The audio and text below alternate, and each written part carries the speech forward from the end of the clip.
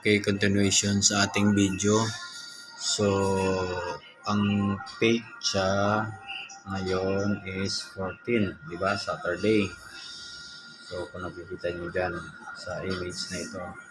So, ipi-play natin ito. Pero itong ipapakita ko sa inyo is base ito ng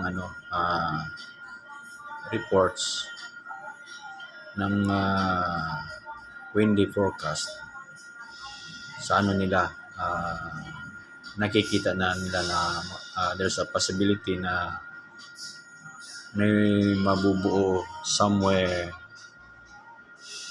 dito, no? Yan. Bubuo tapos tatama dyan. So, prediction nila yon based na ang gumawa nito, no? Pero ang pa rin is Panginoon pa rin yung nakakaalam niyan. Sa kanila mayroon na silang prediction na dyan. Pero lahat naman is naging tama rin yung nila, forecast na.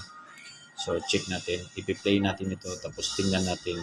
Ang pizza nito is 14. So ngayong araw na to 14 ngayon eh.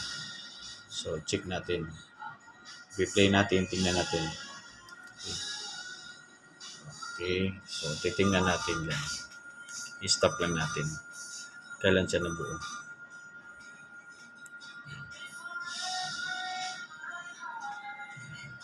Okay, so gandahan na nabuo dito. Yan, ito.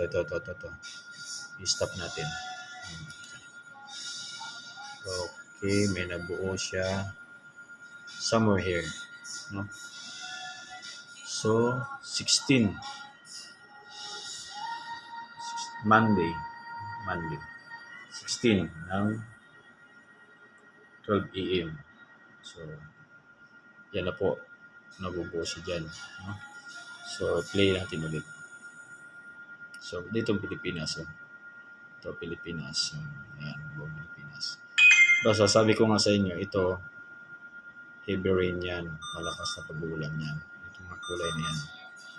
Ito, mga ulan din. Ulan-ulan lang din. Ito, basta heavy rain yan, mga ganyang kulay. Pero ulan pa rin itong mga kulay green. Hindi lang gano'n siya kalakasan, basta ulan. Pero ito, may pagkikidlat kulog yan, mga ganitong kulay. Okay, i-play natin. Check natin. Play natin. Okay. So, yun. May nabuo na dito. Yan. So, dandahan yan. I-stop din natin. Okay, malakas yan. Okay, stop natin. Yun. Ito na, no? Delikado, no? Pero wala pang pangalan ito eh.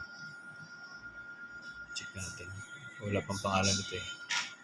So, ano pa lang ito? Based dun sa binigay nila na reports, ginawa na nila na may posibilidad na magkakaroon din. So, titingnan natin. Usually naman, naging totoo rin yung mga nito eh. Ginawa nila eh. Advance sila mag-isip.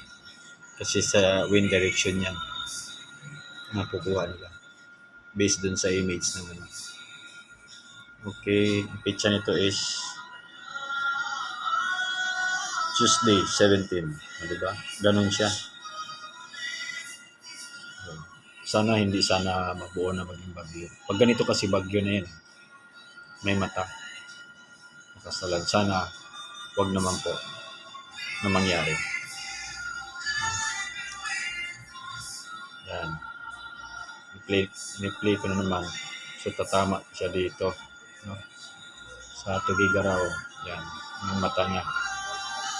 Then, lalabas. Yan. Kaya malakas ang ulan dito, banda. Yan. Sa Luzon. No?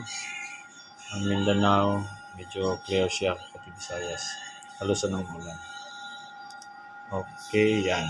Yung pizza nito. Sa 19. So, lumabas na siya. Yan, ito na yun. Malamang may pangalan din yan kung sakali, no? So, wag naman sana po.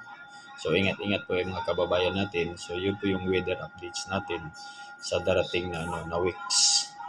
Until 19 ito. Lalabas na siya sa 19 pero magdala pa rin ng malalakas na pag-ulan yan.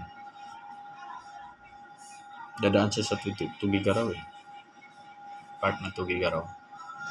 So, sa hatak niya, dito, may pag-uulan talaga dito. Sa Manila. Yan. Quezon City. Baguio. Mga pag-uulan talaga yan dito. So, ingat-ingat lang mga kababayan natin. So, yun po. So, sa araw ng kwan din is medyo clear yung hindi, may mga pag-ulan dito eh. May konting pag-ulan din. Ayan. So, tumunog yung natin, yung alarm ng earthquake. So, mahina naman siya. Ilang kaya yan? Ilang magnitude? Ayan. 1.9 somewhere in Santa Maria, Davao Occidental. Mahina lang, 1.9. So, lahat ng is namin dito somewhere Santa Maria, dito yung lindol na sa dagat, sa gitna, dito banda sa dagat. So, may 1.9 lang. So, may mini-monitor din kami ng earthquake dito. Pag malakas, iba yung tunog. Yun, ganun ang tunog ng mga normal earthquake lang. Araw-araw natatanak. So, ito po yung update natin sa weather. Maraming salamat at magandang umaga po. And good morning to all of us. Right.